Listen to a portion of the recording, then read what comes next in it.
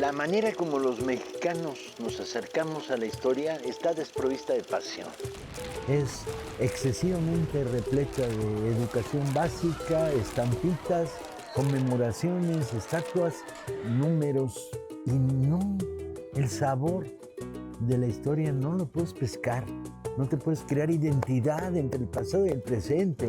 La idea era tomar un área de la historia de México, un poco explorado o mal explorado, y ahí contar historias. Entonces estuvimos dándole vueltas con altavoz cuál sería esta primera tanda de programas sobre pasión por la historia. En lugar de uno aquí y uno aquí, tomar una época. Y decidí que la época que está peor contada en la historia de México es la que, ¿qué pasa después de que termina la etapa armada de la Revolución? Y de ahí hasta la llegada de Cárdenas, digamos, ¿no? ¿Qué ocurre? Básicamente lo que estás diciendo es qué pasa en los años 20.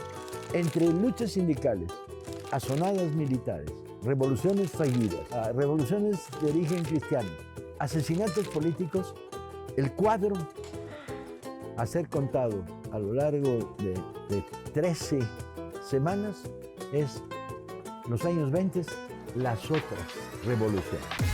En los años 20, Revoluciones populares, golpes militares, y les dice a los soldados que están abajo, estoy en huelga, soy Paco Ignacio Taibo. Pasión por la historia, las otras revoluciones. Bienvenidas y bienvenidos una vez más a Pasión por la Historia, las otras revoluciones, esta serie de cápsulas históricas que estamos haciendo entre el Fondo de Cultura Económica y Altavoz Radio. Recuerden que nos pueden escribir a las redes sociales en @altavozmxradio y @fcmexico, en donde podemos estar respondiendo algunas de las preguntas que salgan de todas estas cápsulas. Y hoy traes un nuevo personaje, Paco, un maestro, un periodista, un revolucionario. Sí, la historia es muy bonita, tiene que ver con el último de los magonistas, con Librado Rivera, al que la historia de México ha dado poca importancia, muchísima menos de la que tiene. Librado Rivera, detenido junto con Ricardo Flores Magón y Enrique, va desde el año 1919 en una operación en la que el carrancismo se alía con los norteamericanos para que lo tengan en la cárcel a los últimos magonistas detenidos. Se produce la muerte en la prisión, muy probablemente el asesinato envenenado de Ricardo Flores Magón, en la cárcel en Estados Unidos. Los magonistas han perdido en el conjunto de la Revolución Mexicana el espacio enorme que tuvieron entre 1906 y 1908, donde las revueltas anteriores al surgimiento del maderismo estuvieron protagonizadas por ellos. Ya son una fuerza más referencial, ideológica, política, mítica, que una fuerza real. La muerte de Ricardo va a terminar prácticamente con el magonismo. La muerte de Ricardo va a producir además un fenómeno singular, que es el traslado del cuerpo por todo el país, desde Estados Unidos, va a provocar manifestaciones de adhesión masivas. Era él que había formado a generaciones enteras de combatientes, desde el movimiento estudiantil en la primera etapa del proceso liberal del magonismo hasta los últimos años. Ideológicamente Ricardo era una de las figuras de la revolución que había sido derrotada, porque para esos momentos, después del plan de Agua Prieta, se había cerrado el ciclo. Pero quedan en la cárcel Enrique y Librado Rivera, el hermano de Ricardo y Librado Rivera, que está desde 1919 encarcelado, con una sentencia absurda por haber hecho labor subversiva en los Estados Unidos.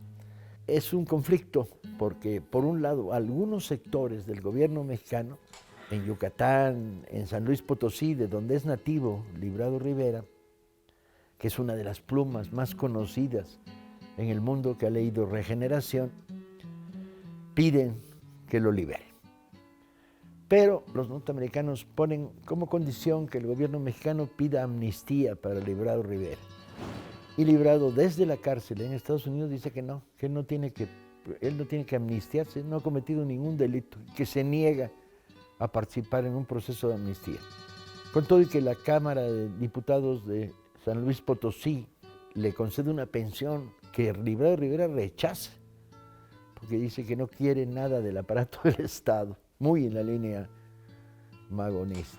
Y hay un estire y afloje que dura un año, año y medio, hasta que los norteamericanos, hartos del caso Librado Rivera, deciden liberarlo y ponerlo en la frontera. En esos momentos Librado Rivera es un viejo, porque está quemado por años de penurias, de cárceles, de persecuciones, pero tiene 59 años, tampoco su edad amerita, pero está cansado físicamente, derrotado, el magonismo se ha desvanecido, no sabe muy bien qué hacer con su vida y decide ir a ver a su madre en San Luis Potosí. Ahí empieza la segunda historia del magonismo. El magonismo ya solo tiene influencia en otra de las revoluciones que se están procesando en esos momentos, de la que hablaremos en otro programa, que es la central sindical, los anarcosindicalistas de la CGT. Ahí el magonismo todavía tiene influencia, presencia, y eso significa presencia en núcleos sindicales interesantes. Básicamente el gran poder que la CGT genera en la Ciudad de México, tranviarios, costureras del Palacio de Hierro y sobre todo el Cinturón Rojo Textil. Pero bueno, esta es otra historia. Y la influencia que tiene en los sindicatos petroleros en la barra de Tampico Madero, norte de Veracruz. Ahí es a donde se va a dirigir Librado. Incansable, envejecido, recto como un palo de escoba, negándose a aceptar cualquier tipo de reconocimiento o apoyo, porque de alguna manera el gobierno mexicano en 1923, ya obregonista, ya quiere limpiar el pasado de las contradicciones profundas y hacer lo que se hará en los siguientes años con el magonismo, volverlo a próceres de la revolución, precursores de la revolución mexicana, quitándoles la condición de activos de un proyecto de revolución mexicana que estaba vivo y expresado en la figura de Ricardo, ahora muerto, y del Librado Rivera. Entonces Librado Rivera, después de detenerse en San Luis Potosí, decide irse a hacer lo que sabe hacer, que es periodismo de combate en medios obreros. Su presencia en Tampico y en Villa Cecilia, que es un problema de fronteras, y en la zona petrolera, va a ser rápidamente notado porque se une a los grupos anarquistas que había en la zona. El grupo Hermanos Rojos, el grupo Sagitario, y lo primero que hace es intervenir en los periódicos. Estos periódicos eran periódicos de ideas que divulgaban el pensamiento anarquista, pero el Librado, en el momento que los toma, los vuelve periódicos de información y de acción, combatiendo sobre todo las represiones y las represalias contra los trabajadores en la zona, y cambia el estilo del periódico. Empieza a vivir donde está la imprenta, claro. Vive de una manera extraordinariamente humilde, como siempre Librado, que lo único que acepta es un pequeñísimo apoyo de las ganancias de la que produce la venta de los periódicos rojos. Duerme al lado de la imprenta en un jergón que ni a cama llega y sobrevive la primera etapa, pero el choque con las autoridades militares y policíacas durante el gobierno en aquellos momentos ya de Portes Gil se va a volver una confrontación muy radical. Para 1925, ¿sí?, los sindicatos rojos están en procesos de confrontaciones, huelgas, choques, y empiezan a llevarlo a Librado por agitador a los tribunales. Interviene muy activamente en la campaña de libertad de Sacco y Vanzetti, detenidos y a punto de ser ejecutados en Estados Unidos por un crimen que muy probablemente no cometieron, y empieza a ser extremadamente molesto para las autoridades. Movilizaciones, huelgas en los campos petroleros y Librado en el corazón de todo esto. Y la policía ataca los mítines. Y compañeros jovencitos que están repartiendo los periódicos que edita ya en esos momentos Librado, se los reprimen, golpean, incluso asesinan. Y entonces Librado tiene algunos de sus momentos más brillantes de nuevo, el viejo Librado Rivera, porque va a discutir con los jefes de policía, con la autoridad que le da ser el último magonista. Pero luego, las conversaciones que tiene con los jefes de la policía, las reproduce en el siguiente número del periódico. Entonces tenemos un testimonio muy, muy sorprendente de cómo el último magonista se enfrenta a las autoridades. ¿Conoce usted este periódico, señor Rivera?, le pregunta un jefe de policía. Sí lo conozco, puesto que yo lo publico. Y aunque hay artículos que no estén firmados, también fueron escritos por mí. O sea, él escribía todo el periódico. Los que firmaba como editoriales, los de denuncia y además las notas. Él era el redactor, director, pero no solo, también el impresor. Él le daba a la pequeña Minerva que tenía en un cuartito para... Y entonces le reclama el jefe de policía. El artículo que se llama Por la razón o la fuerza, así como el segundo, traen frases calumniosas para el señor presidente. Bueno, era lo único que le tenías que decir a Librado. Dice, especialmente donde usted lo define como asesino. Y Librado contesta, y el testimonio está completo en estos periódicos. Asesino es toda persona que mata a otra con toda premeditación, alevosía y ventaja. Actualmente, la orden de Calles, el asesino, hoy exterminio de los yaquis, y aunque no lo haga personalmente, él es cómplice de este crimen. Calles en la transición hacia el gobierno de Portes Gil. La pretensión de usted de negar la necesidad, dice el jefe de policía, y ponerse a argumentar con Librado Rivera, no sabía dónde se metía. La necesidad del gobierno se encuentra, su necesidad de decir que es inútil e innecesario el gobierno, se encuentra en contradicción con los hechos. El hombre nunca ha dejado de tener gobierno, dice el jefe de policía, y Librado le contesta y registra, porque además sabía taquigrafía. Dice, no es cierto eso, porque el hombre primitivo no tuvo gobierno, nació libre completamente, libre en las selvas y en los bosques de las montañas. ¿O cuál fue ese gobierno? ¿Lo sabe usted? Y mete al jefe de policía en un debate. En cuanto a ese dinero que yo he recibido, ¿puede usted decírmelo? Porque acusa al jefe de policía de corrupto. Bueno, todo es así y al bote Librado Rivera de nuevo. ¿Reconoce usted estos insultos? Sí. ¿Y reconoce que son un delito? Sí, pero no he terminado, aunque no considero como insultos las verdades que estoy refiriendo. Detenido y a la cárcel de nuevo Librado Rivera, pero para el gobierno es una molestia más que una necesidad. Y en 27 está metido en una celda en la prisión de Andonegui y las movilizaciones y cartas que surgen de todo el país de Librado Rivera, porque ya es algo más que un periodista de extrema izquierda radical y combatiente, es un símbolo de lo que pudo haber sido la otra revolución. Y hay huelgas en los campos petroleros, se moviliza la gente. Y bueno, el 23 lo vuelven a soltar, muere Obregón, y entonces Librado responde con artículo titulado La muerte de Álvaro Obregón, en el que dice, la humildad de los prohibidos está de plácemes, ha desaparecido un tirano. Sacarracas de nuevo al bote Librado Rivera. Usted publica este periódico, vuelve a tener relaciones con los jefes de la milicia, el ejército y la policía. Sí, en él calumnia usted al general Obregón. ¿Por qué lo hace?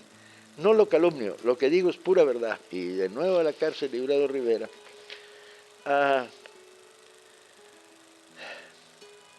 ¿Usted es enemigo del gobierno? Porque va transcribiendo las conversaciones que tiene con los jefes del aparato de Estado, mientras en 28 todavía, a fines de año, hay movilizaciones por la libertad de Librado Rivera en todo el país.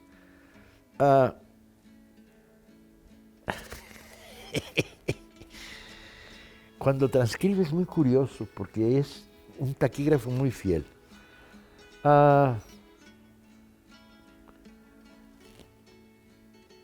Donde se ve la acción violenta de los gobiernos, decía en uno de sus artículos, confrontado con el jefe de policía, entre tanto deseo saber el nombre de usted, que me ha ultrajado tan infamemente, inquepé al general Ortiz, que es el interlocutor que tiene esta vez. Su padre, cabrón, contestó el esbirro. Mi padre no era tan bestia, contesta Librado y Regista, porque todo esto aparece en un nuevo artículo. Lo sacan, lo llevan a una cárcel falsa, lo llevan a una hacienda, amenazan con fusilarlo, bla, bla, bla. Finalmente se le hace la vida imposible al Librado Rivera en la zona de Tampico y en el 29 denuncia la ofensiva del gobierno contra la prensa sindical. Empiezan a prohibirse periódicos como El Sembrado y Libreas. En 30 se hace cargo de la presidencia Pascual Ortiz Rubio y Emilio Portes Gil fue ministro de Gobernación. Vuelve a allanar la policía su local sindical, lo detienen a la cárcel Librado Rivera y Librado aparentemente desaparece porque está siendo detenido y llevado a la Ciudad de México. Le ceden un cuartito cuando lo libran para que viva con los compañeros anarquistas y luego en marzo empieza a editar otro nuevo periódico que se llama Paso en la Ciudad de México. En 1932, en el sur de la Ciudad de México está todavía existente el corazón de los sindicatos rojos textiles y algunos exfuncionarios o nuevos funcionarios del gobierno tratan de que le den atención médica a Librado Rivera, porque por un accidente mientras está imprimiendo se infecta de tétano.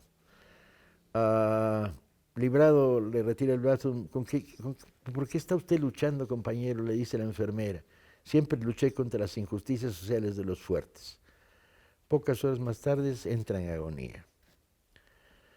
El último magonero abandona la escena. La otra revolución, la revolución anarquista del magonismo, se ha desvanecido, ha desaparecido con su muerte. Menos mal que queda la historia, menos mal que queda la leyenda, menos mal que queda la memoria.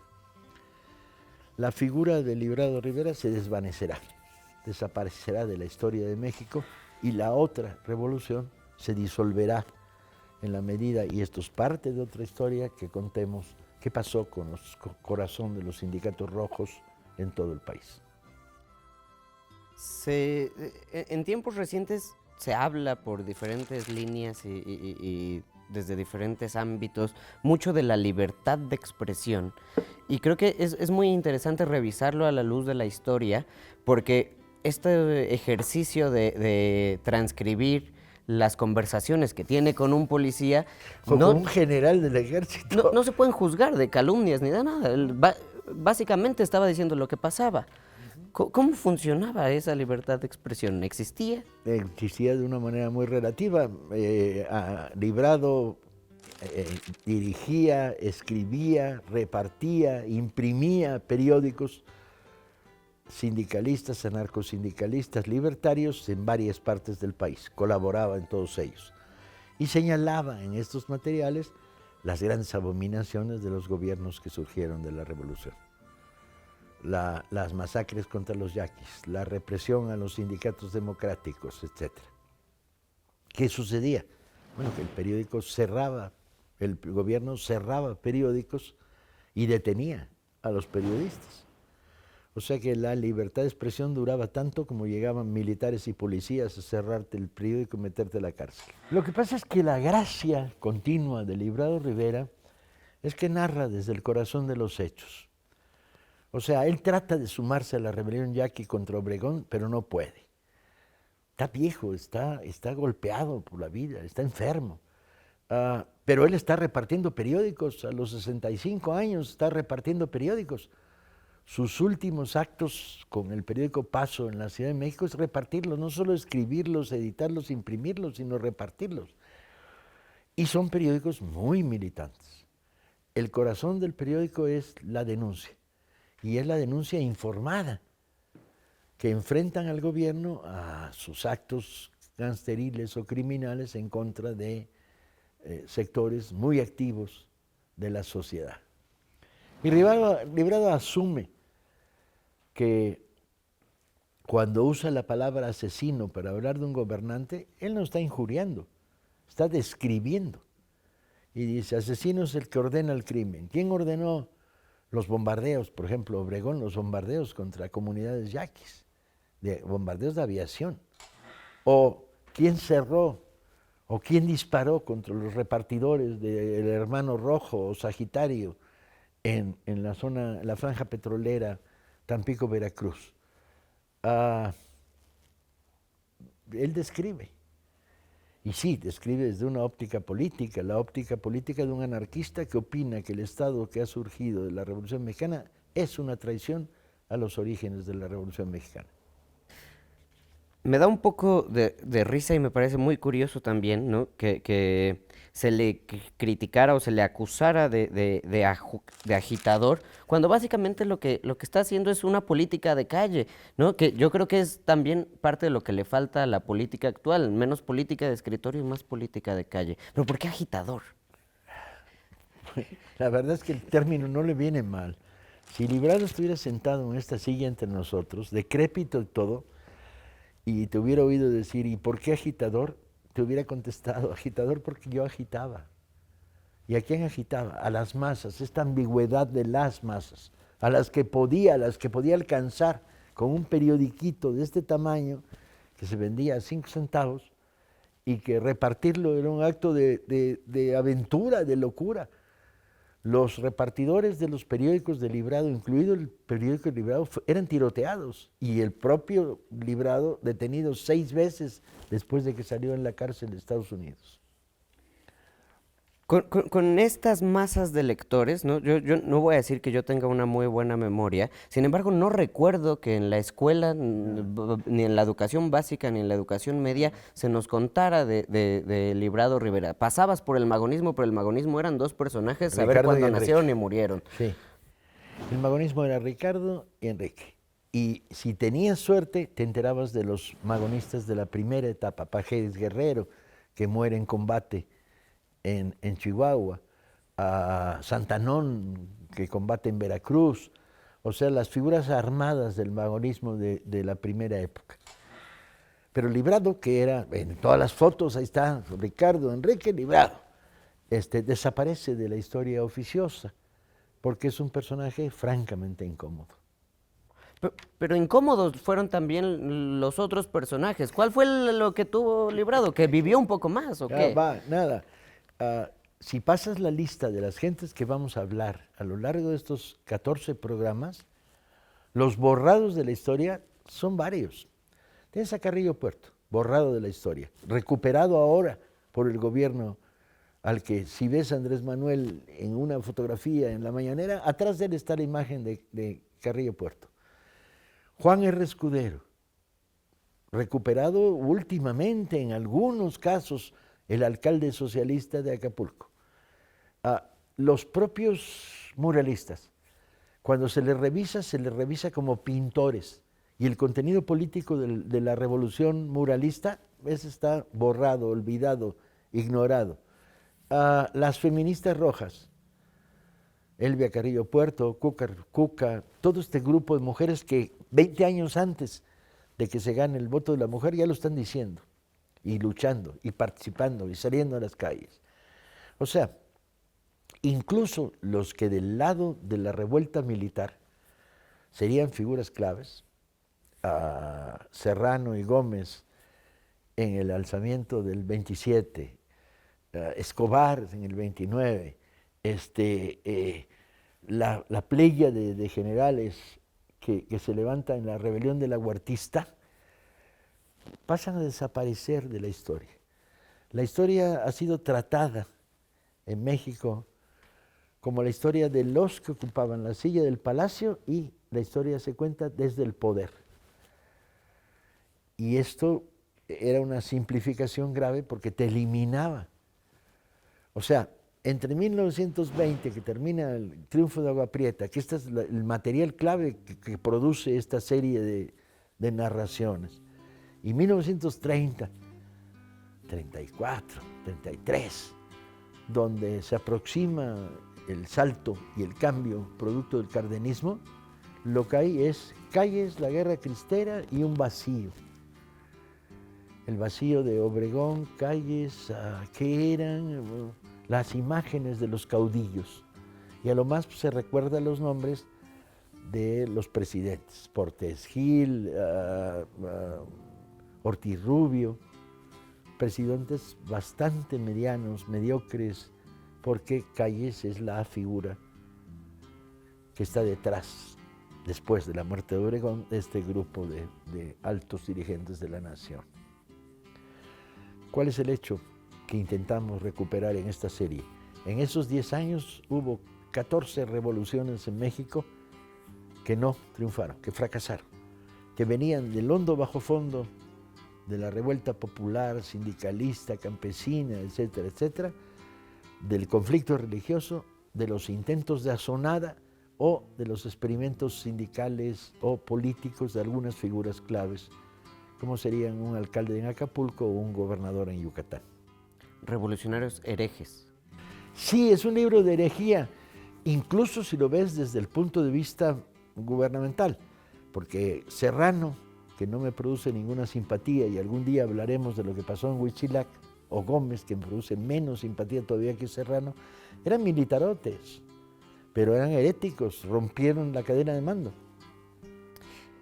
Nos referimos a Arcángeles, 12 historias de revolucionarios herejes del siglo XX, que a lo mejor se puede conseguir por allí en internet, pero el que sí se puede recibir, porque pues como ya saben, esto es como medio curso, es El último magonero, Librado Rivera, que se puede descargar gratuitamente desde la página de la Brigada Cultural para Leer en Libertad. Entonces ya saben, acérquense por allí y pues muchas gracias, Paco, nos vemos la próxima semana.